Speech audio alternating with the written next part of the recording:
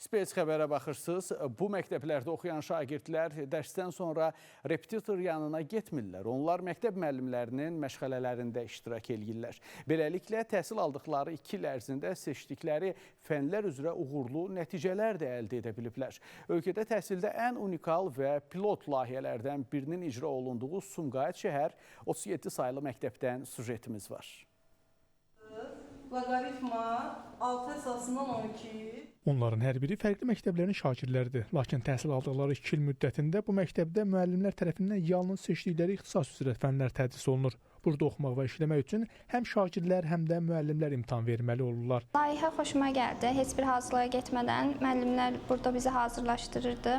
Buna görə gəlib yoxlamaq istədim. Həqiqətən də faydalı bir layihədir.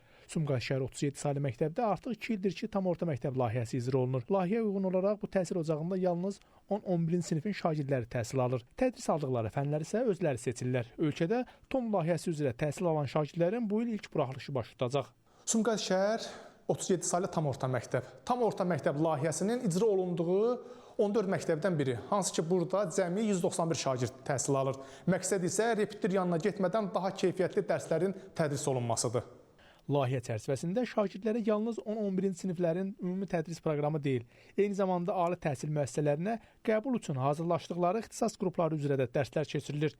Tədris prosesi Dövlət İmtahan Mərkəzinin proqramlarına uyğun şəkildə təşkil olunur. Məktəbə şagird qəbulu 10-cu sinifdən başlayaraq aparılır və buraya qəbul olunan şagirdlər öz ali məktəblərə qəbul imtahanı zamanı öz seçdikləri ixtisas qruplarının, hətta alt qruplarına uyğun olaraq yaradılmış təmayüz siniflərdə təhsil alırlar.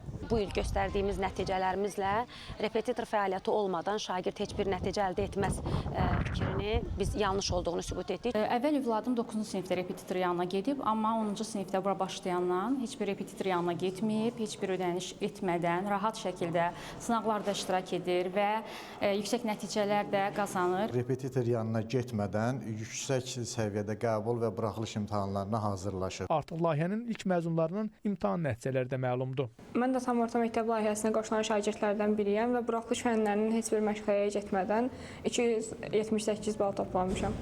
Bu da onun göstəricisidir ki, buradakı müəllimlər də tam dərsi proqramla keçir. Abşeron Xızır Regional Təhsil İdarəsindən verilən məlumata görə tam orta məktəb layihəsi yeni tədris ilindən etibarən Regional Təhsil İdarəsinin 6 məktəbində icra olunacaq. Rəşad Vəkiloğlu, Space xəbər.